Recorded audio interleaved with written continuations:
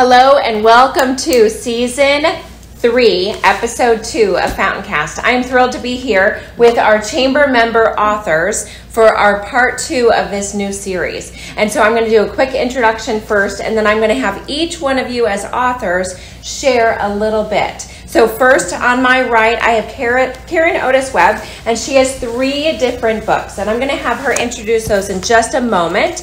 And then we have Sheriff Joe Arpaio with his book, and you have yours too, Sheriff Joe, so that's fine. And then we have K.N. Salustro, and she brought 2 of her 9 books. Is that right? 8 for now.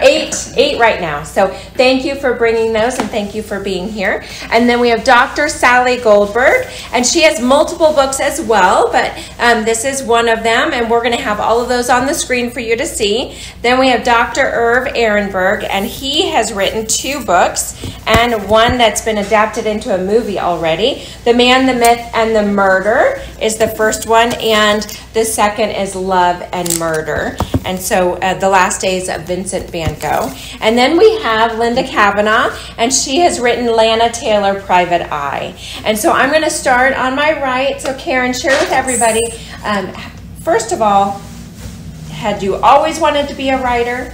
So share that, and then share your books real quick. Okay.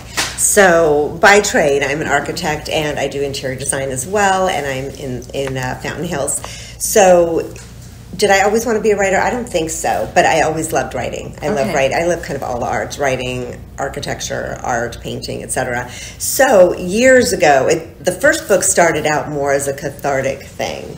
After my life had been so on track, just right, like I like it, and then kind of blew up on me years ago. I'm sure to so many other people, same thing. And I had a very messy divorce, etc.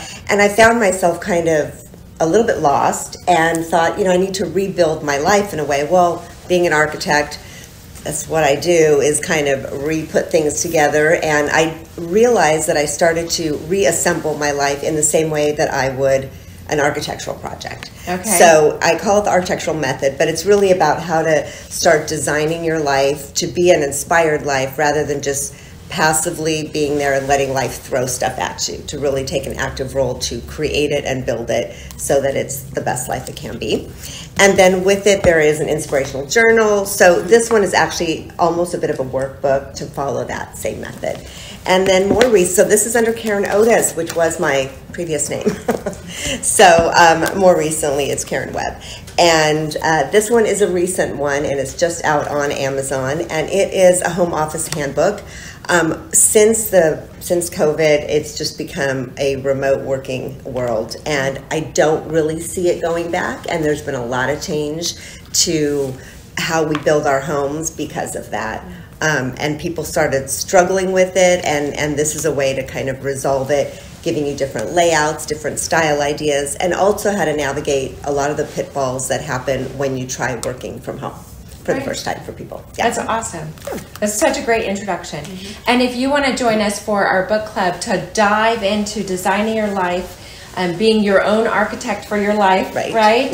And with the home office handbook, then we're going to have that deeper dive in probably 7 to 8 months. And so you have lots of time to do your workbook, to do your study, and then join Karen and I for that podcast. Okay, Sheriff Joe, where's your book?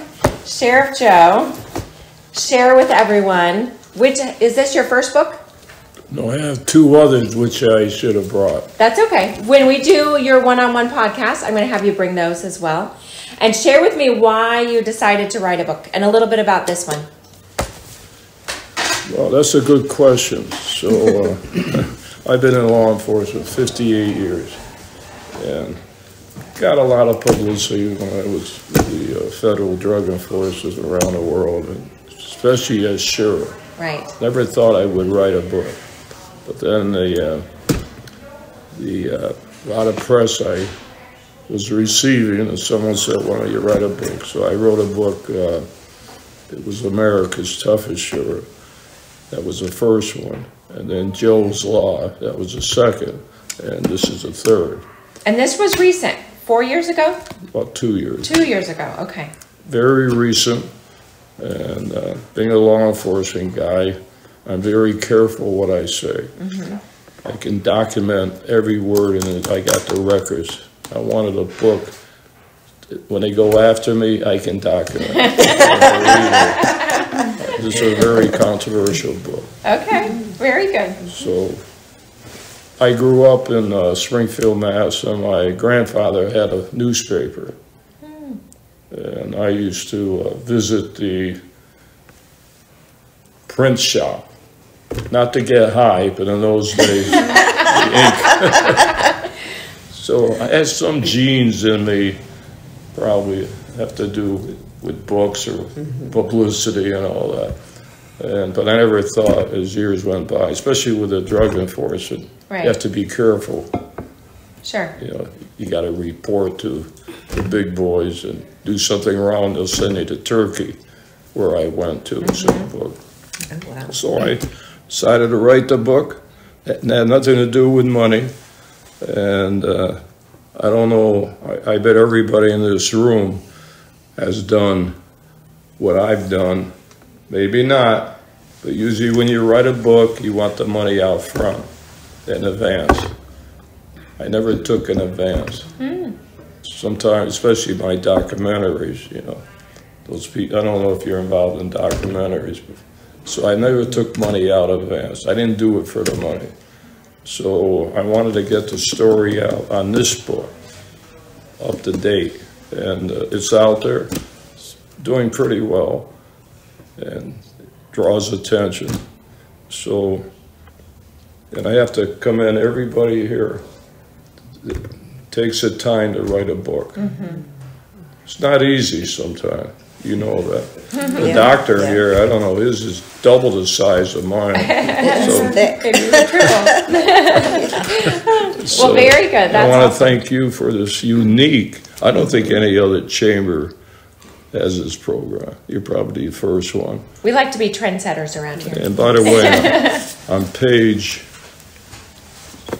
see, I got dots connected everywhere. Are you in there? On page 173, I talk about you. Not good. It's not in very good light, actually. Oh, no, that's It's before he got to know me. That's Fair enough. okay. But she had the courage to take care of the situation. It's in the book. Yes. Yes. Good for you. Yes. Now you got to get it. Thank you, like, Sheriff. like Right. the minute this There's is your over. cliffhanger, Yes, that's right? the total cliffhanger. Nice job. Awesome, Joe. Thank you. And Kristen, share with us a little bit more about you and your books. Right, so I am Kristen, aka KN Salustro. I write science fiction and fantasy, so these are not in any way based off of any life experiences, but always had a pretty wild imagination, so eventually I just wanted to write down my stories, and they became the books. That's wonderful. Yes. And so how long has it taken you to write 8 books?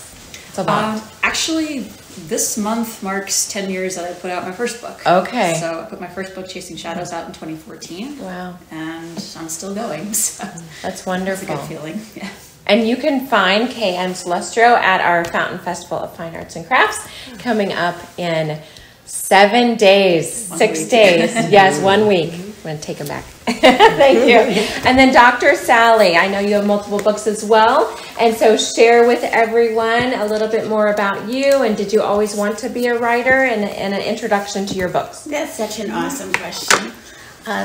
Listening to Karen, life comes at you in different ways at different times, and even though you think you have total control over what you're going to do and when you're going to do it and how you're going to do it, it doesn't turn out to be that way. So I always say that if I were going to write my life story, I probably wouldn't write it this way, but that's too bad because this way is the best way of all. So here I come with the 7th book that you just showed. And so it's only to only do justice to the 7th, we need to back up a little bit to the very first. And so we owe that one to my oldest daughter, Cynthia, who was born with a developmental delay. Where did that come from? Nobody knows, but what do? You do what you do. So I did what any other mother would do. Read everything that there was to read to see how I could help her. Buy everything there was to buy to see how I could help her. And then make everything there was to make, which was the biggest part of it, to see how I could help her. So there she was. By the time she was 2, she was reading over 100 words. She knew the colors, the letters, the numbers, the shapes, and so on. So thank you, Cynthia, for all of that, because she's the one that gathered the attention. The neighbors wanted to know what I did to make that happen, because their children who were older did not know half of what she did, and could I teach them? So I said, sure. So one mother volunteered to get a group together, and I, on my end, put together 6 workshops at the time of how I did that. So we didn't even know at the time, but there we go. And so anyway, a long story short, since these mothers liked what I prepared for them, I thought maybe other mothers might like that too, and maybe I should write a book. And so then I did. And one book, and then another one followed, and then this third one was the most significant of all, because this one represented my work that I did on my own to research everything about it. And this one was a landmark book because it said something brand new. Parent involvement begins at birth. So this one was supposed to be, and still will be, a doctrine about how we can help parents make the most of their time with young children, and it's all laid out in here and fresh out of the horse's mouth when everything seemed to happen. And so now, 7 books down the line, we have this one, and even classes at the Fountain Hills Community Center here that explain the techniques. And it boils down into 2 parts. It boils down into areas of development and how you teach them through the first 3 years, and then ages and stages of development, which is how it actually changes through the first 3 years. So the very important information from the first book is now arriving in the 7th book in very clear ways, so how parents can follow this information. And it is super, super, super important, because it turns out from all the research that the terrible crime and violence that we experience today and have for the last 40, 50 years is because of what happens to children in the first 3 years. So since we know the things that cause those problems, and since we know, thank heavens and thanks to Cynthia, who's right here on the cover of the course, that we know how to work on the environment in a very balanced way to solve that, then here we are. And I'm very happy for everything that happens, so that I could bring this information to the people who can make the most use of it. And we've always said that parents need a handbook, and because of Dr. Sally now they have which is great. That's true. Yes, yes. Well, thank you. That's wonderful. My pleasure.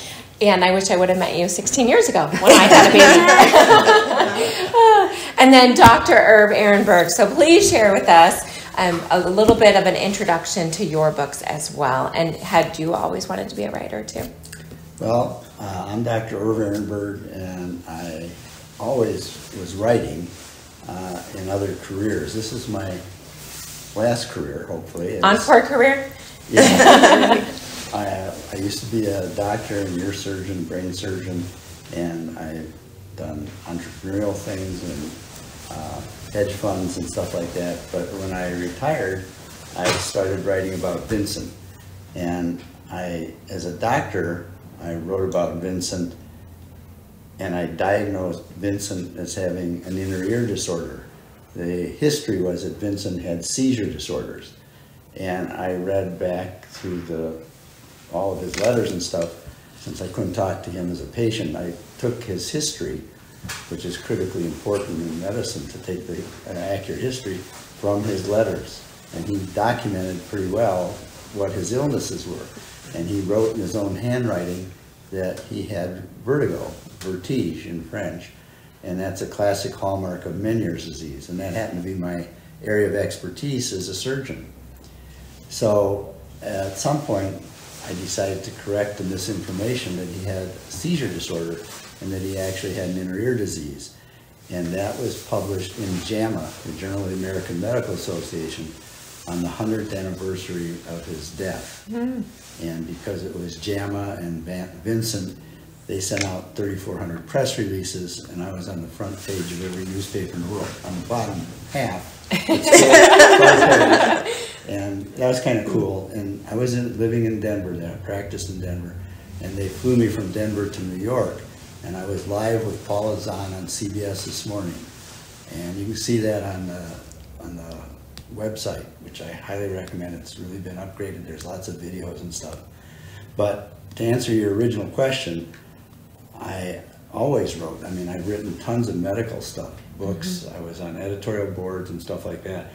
And so I was just following up on my interest in Vincent, which goes back to when I was a kid, when I saw the first Van Gogh movie, Lust for Life, with Kirk Douglas, which you're going to see February 28th, this month at the Fountain Hills Community Center. We're doing a series of 3 movies, and I introduce it, and everybody watches the movie, and then after that we have a little discussion. So you're all invited to that. But anyway, so that movie was really pretty significant for me, but I never really focused on Vincent that much. But when I wrote the article for JAMA, I never believed that Vincent committed suicide, but I didn't really do anything about it because I was busy being a doctor and other things. Then in 2017, I think it was, I went and saw the movie Loving Vincent, and we showed that last year at the community center. If you haven't seen it, it's amazing. A Polish group of artists made a black and white movie, and then they took 65,000 frames and hand painted them in Vincent's style. And it's a brilliant movie, and it was nominated for an Oscar, but it didn't win because Disney has too much money and they pushed Coco through. Another story. But anyway, that's what happened.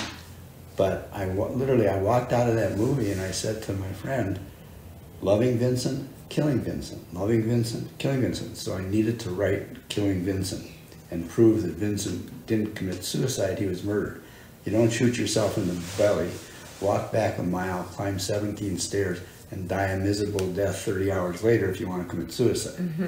So we did the forensics, proved that he couldn't possibly have shot himself in the belly, and it was published in a very influential medical forensic journal with 2 very famous forensic pathologists that you would know the names of. I can tell you that if you're interested. But anyway, that was published, peer-reviewed, blah, blah. And, you know, the art history world doesn't like me because they have to change all their books. Right. To go back and change this stuff. So I'm not real popular in Amsterdam, but be that as it may, we're proceeding ahead. So the books are written, and then book 2 is Love and Murder, and that's why he was murdered. And then if you look at the back of this card I have for all of you, if you want, there's a 3rd book which is almost finished now, ready to shop for publisher and stuff. And we've taken all this information and we made a movie, 8-episode miniseries on Van Gogh called Finally Love, and it incorporates most all of this stuff. That's awesome. And I've started, I'm not done, but I've started your book and I've gotten this far. I love how you've given so much forensic evidence as you go through. I just find it really interesting, all of your study. Right. This has got it. Right. It's really interesting. So, yes. Thank you. Very good. Thank you. And then Linda Kavanagh. So please share too. Have you always wanted to be a writer? Is this an encore career for you? Well, I've always been interested in writing, but never really found the time with kids and jobs, and I never thought I would end up being the mayor for 6.5 years. But when I retired from that, I decided that I really wanted to keep those little gray cells working, as Hercule Poirot would say. And so this is my first book, and thank you, Betsy and the Chamber, for inviting me here to showcase it. Lana Taylor, Private Eye.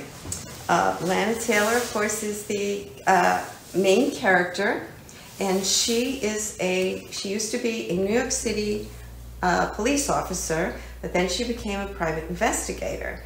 And she gets a very interesting case which takes her across the United States, and she ends up in a little town in the Sonoran Desert of Arizona. And there she meets mystery, intrigue, lots of fun characters, but also some very sinister ones. And being the very nosy detective that she is, you can imagine how much trouble she gets into. But of course, she also finds just a little bit of romance too. Now, if you pride yourself on being a good detective, I have left clues and foreshadowing through the entire book. It's like breadcrumbs that you can follow. And when you get to the end, even though it's been twisting and twisting, you will see how it all comes together. I'm also really excited about all of the positive feedback I've been getting from people that have already read it. They've already asked me, when is the second book coming out? And make sure you put this character in and that character in. And it was funny that one woman was really convinced that one character was based on her, and I said, really? No, it's not. And she said, I know it's me. She said, bring me back, and please don't kill me. So I'm going to have to try to fulfill all those promises, but I told them, I said, I'll bring back all the favorite characters, but I can't guarantee that I'm not going to kill them all. So thank you for having me today, and it's just wonderful to be with all these also wonderful authors. Yes, it's really fun. Yes, you're welcome. Thank you for being here. And we're hoping that all of the books will be available in our Chamber gift shop for anyone local that would like to purchase them. But for anyone and everyone, whether you're local or not, we will list in the series all of your links to purchase all of your books directly from where you're selling them. So we'll make sure to do that. And then, so for Lana Taylor, Private Eye, do you think with your second book, will it be a part 2? Will it be a series, or will it be a standalone, do you think? I was thinking about standalone, but I've got so many requests for, I love this character, you have to bring this character back. What is Lana going to get into next? So she seems to have come up into like a life of her own. So I guess she's going to have another adventure. Okay, that's wonderful. Yes, it's so great. And then I wanted to ask one more question of everyone, and then, like I said, we'll do our deeper dive into each one of your books. And with those of you who have multiple books, please share with me the one book that we're going to be reading together, and that we're going to be doing the book study too. So we'll make sure to clarify that for this podcast so that everyone that wants to participate can. And so, Dr. Irv, I hope that you select this one, because that's the one I'm into already. Deal. Okay. You got it. And then for all of you, and you don't all have to answer necessarily, but is anyone self-published, and does anyone have a publisher? Like what is your story as far as anyone who's listening that might want to be an author but has never taken that step? So you don't have to go in order. Anyone that might want to speak to that, and we'd love to hear from you. So, well, my book is on Amazon, and I was amazed at how much help they give you when, especially if you're a first-time author. And of course, my husband helped me to be able to set it up. And I do want to mention that this cover was done by Steve Farley Designs. He's a design artist, and he incorporated lots of clues in the front cover. Oh. But he was wonderful to work with. I was very happy with him and the results of his artwork. But you can publish on Amazon, and it depends on what you want to get out of it. I wanted the book to be out there. I wanted people to read it and enjoy it, and that was my only motivation in doing that. So if people are happy with it, then it's a great thing for me. That's wonderful. And then when you publish through Amazon, do you also have an audiobook? Is that an opportunity or no? You can do an audiobook. Okay. So I just have digital copies, and I have the hard copy. Some Okay. people just want that hard copy. True. And, Yes. you know, and I'm a that's- paper person. I I love to am too. hold it also. Same. And I'm Yes. very Yeah. happy to hear that they shared around. I think it's been all around my church twice. And it's in the church library. Oh, that's wonderful. So I think it's great to people to say, you know, I lent it to my sister and she loved it and then she passed it on. And so I'm happy with that. Yes. Okay, great. That's very cool.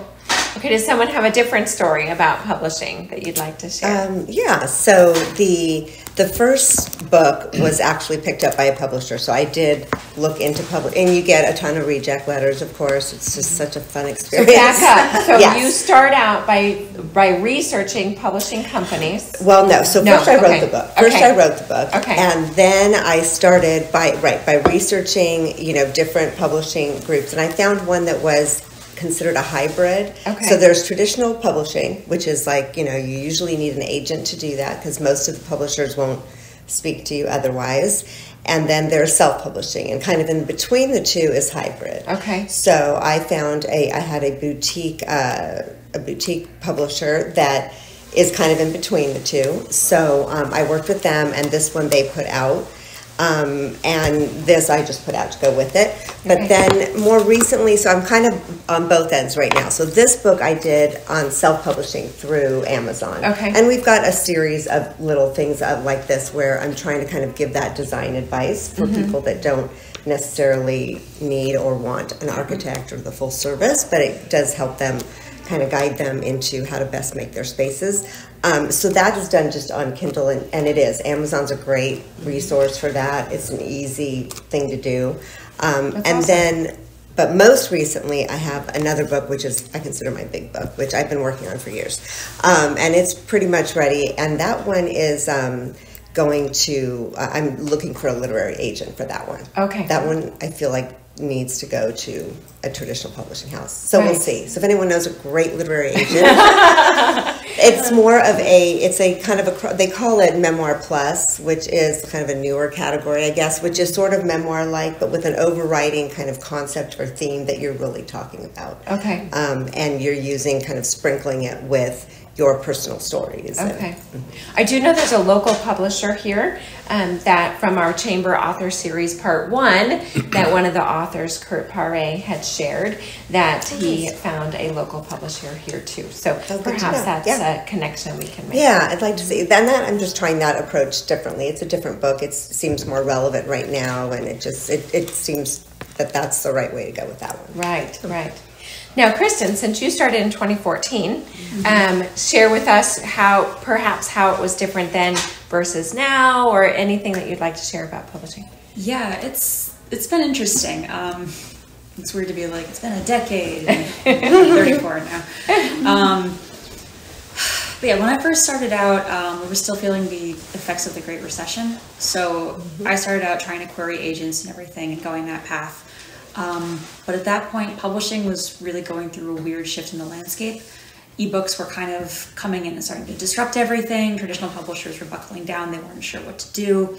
And a lot of authors who had already been published were also struggling to actually get their books sold again. So it was a very strange time to be publishing. And that's when I learned about independent publishing and self-publishing and just kind of doing it yourself. And at that point, I got my last rejection letter from an agent that was like the nicest rejection letter I'd ever gotten. This is great. Yeah, it was very sweet. And she liked the story, but just didn't want to take on the book. And I was like, okay. But I was like, well, she liked it, so that's a good sign. So I think it might be ready to share with people. So then I started looking into how to do it myself, and I went through Amazon, got my cover designer, who actually did the concept art for the Wonder Woman movie. So yeah, he did the first 2 books, and by the time I wrote the 3rd book, he was way too busy to do that. Okay, this was the first one. Yes, that was this the 3rd? No, that is a separate series. Okay. So Chasing Shadows is my first ever book. That is part of my sci-fi trilogy. Okay. That's a complete series. And The War of the Lost Horizon is kicking off my pirate fantasy series that I'm working on now. So, okay, very cool. Yeah, book 2 and that came out in October. Well, and I love the idea of self-publishing. I just love that. I think that's amazing because we love entrepreneurs in commerce. So it just fits that when you want to do something, you don't rely on anyone else, you just do it. So I love that there's a combination of having a literary agent, having a publisher, self-publishing or that hybrid that you talked about. I think Right. it's very neat that you have lots of different options. Okay, for Sally, Irv, I Joe, would love anyone to else? chime in Okay. on the publisher angle. And I heard about you starting in 2014. I hesitate to throw out the year, but my first book was published in 1981. Okay. So I have an 81 book, an 86 book, a 97 book, a 2002, a 2003, a 2018. And so, and of course, working on the 8th book. Right. So my Wonderful. circuitous history was with several different publishers, and we discussed this topic about circuitous histories. So the biggest lesson of all of them is first one is word of mouth. People are your best bet for pointing you in the direction of knowing somebody else that might want what you have. And that was borne out by the first publisher, which was University of Michigan Press. Out of the blue, but I was referred to them. They loved what I had, and I did 2 books with them. And the editor there said, "You're probably wondering why we decided to publish your book. This is the 81 story." And I said, "Oh yes, I'd love to know." And she said, "We were looking for exactly what you had to offer." And so that's been a lesson of my life since that time. When people are looking for exactly what you have, it's a quick fix and goes from there. But if you try to sell something wonderful to somebody who's not interested in what you have, it doesn't matter how wonderful it is, not what they're looking for, then move on. Right. So that's my 7 books went to 4 different publishers. Each one was different in itself, each one looking for something different. And now I'm with another publisher, a very good publisher for early childhood and more practical types of book, which this one is. And Okay. so there we are, hoping for the second one to go through very soon. Okay, very good. That's wonderful. Yeah, it's a lot of fun. Yes. Hi. Well, when I started writing about Vincent, my main focus was I wanted to get the story out that he was murdered, that he didn't commit suicide. And I did the forensics, and I bought the same revolver that you're supposed to use. I got the black powder bullets, pin-fired bullets, used FBI ballistic gel. We set up a forensic study, and it's all on the videos as well as in the book. So I wanted to get that published and get it out, because I really wasn't trying to do anything. But everybody came back and said how neat that is, why did he get shot, who killed him, blah, blah, blah. And they said this is a movie. And so I started thinking about that. So on book 2, I hired a literary agent, and she was very well known and everything. And she started out with this book, and COVID hit, and she had put out all these feelers, and they all liked the book, and they came back, "We're not doing it now." And so I said, forget it, and I just put it out there. Book 3 now, I'm trying to get to a real literary agent, and what I want is a book to movie agent, okay? Because we already got 8-episode miniseries pilot script done, finished. The show Bible for the 8 episodes is done. I had a showrunner produce a budget, which is pretty scary, but for the 8 episodes, you know, so anybody that wants this, the next step is to get a showrunner and an executive producer. I don't know if it's going to happen, but it's all done, and you know, like I said, I'm retired. I hope it works. But the 3rd book is, I think, going to be the killer. If you look at the back of this card, there's one here for everybody if you want. It's got the 3 books, and the first 2 are done, and the 3rd one is on the launch pad, ready to go, trying to find a literary agent. But we've taken all this information as a source material and put it all together. And book 3, when Vincent was murdered, the people who murdered him on the day he was put in the ground went to the hotel where he was staying and took 26 Van Gogh paintings. Now, Vincent was not a well-known artist at the time, and they took this art and for the next several decades made fakes and forgeries, which they sold throughout Europe and everything. And how did the art get back to the the Louvre, and how did they do a big exhibit at the Metropolitan Museum in New York on the art of Dr. Gachet. And there's a lot of stories in there, and then what happened to the love of his life that got him murdered when they found out that they had a love affair was his daughter. And there's a lot of twists and turns in there. So book 3 is going to be the better book, I think. So the first 2 is more academic, you know, putting everything together. More CSI, more forensic. Yeah. Yeah. So that's it. Okay. So the trick is getting a real, somebody like you said, that actually wants what I've got. Because if they want what I got it. Right. I got it upside down and over. Found, you may want to look into it too, because it is so hard when you send that query letter. It's like, you know, you're sending it to the abyss, and they go through them so quickly. They like what I've heard is it's barely past the first paragraph. If you don't capture them, it's over.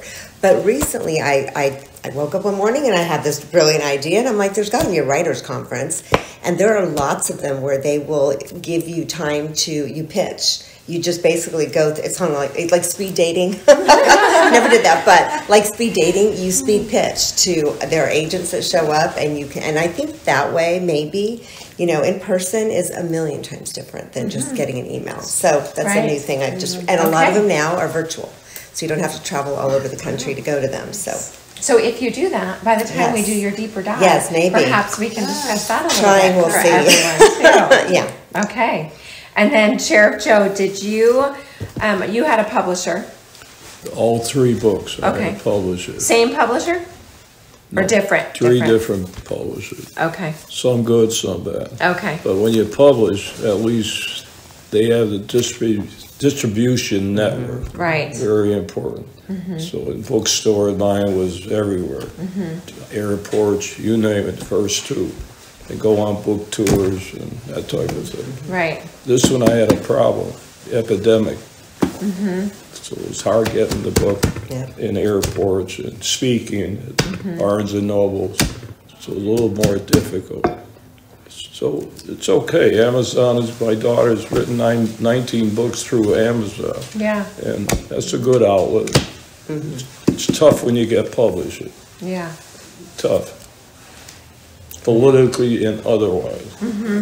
Some are good, some go through the routine, and but I've been lucky for the first 2. My latest one, Defiance, his job is to get people like you to sign up, and he'll help you. But he has so many going that you know you're not going to get much help. Depends who the publisher is. So it's a tough business, believe me. Yeah. That's why I think that's why I ask you, did you always want to write? Because it is a tough business, and it is tough to get into, almost like acting and music and performing. And so that's why I'm so honored that you all are participating, and I think it's a really cool thing that we can feature you as chamber members, local chamber members, that we can share with not only our community, but because this is on YouTube and on our podcast, wherever you listen to podcasts, whether it's Apple Podcasts, Spotify Podcasters, etc., it'll be featured there too. So we hope that you also share this with everyone, because it'll help not only build your network, but all of the rest of our authors' network. So Betsy, yes, where do you fit in this? Publisher, self-publish, or just promoter. Ultimate promoter. Yeah, ultimate promoter. Yes. You through probably and through. That's what I do, Joe. And you do well. You probably do better than a publisher. Well, that's the thing I didn't know when I first got into it, was that I thought, you know, they promote you, don't they? Not really. It is 100% on the author to promote your own work. So regardless if you do traditional, hybrid, or self-published. So, right. So well, and it really fits into our chamber scope of work too, because the Chamber of Commerce, our chamber, like you said, we're very different, I think, than a lot of chambers. But our chamber's focus is to help you, support you in networking, which is what we're doing, to support education again, you're educating in different ways. We're also educating the public on the process of being an author. And then advocacy, that's a big part of what we do, is advocacy. And then marketing, which is the promotion. So I feel like our chamber member author series really fits every pillar of our chamber scope of work in one way or another. And I know it's a little bit outside the box, but so are we. And so Yes. we appreciate all of you for being here today. It does take us a couple of weeks.